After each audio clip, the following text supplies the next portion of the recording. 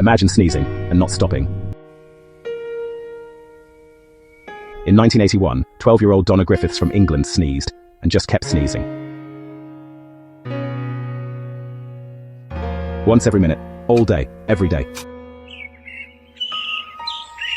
It wasn't allergies, doctors had no clue why. Day 1 turned into day 100, then 500. She finally stopped sneezing on day 978. Nearly 3 years of non-stop sneezing, over 1 million sneezes in total. No world record has ever come close. Donna became a medical mystery and a symbol of wild human endurance. Gesundheit times a million.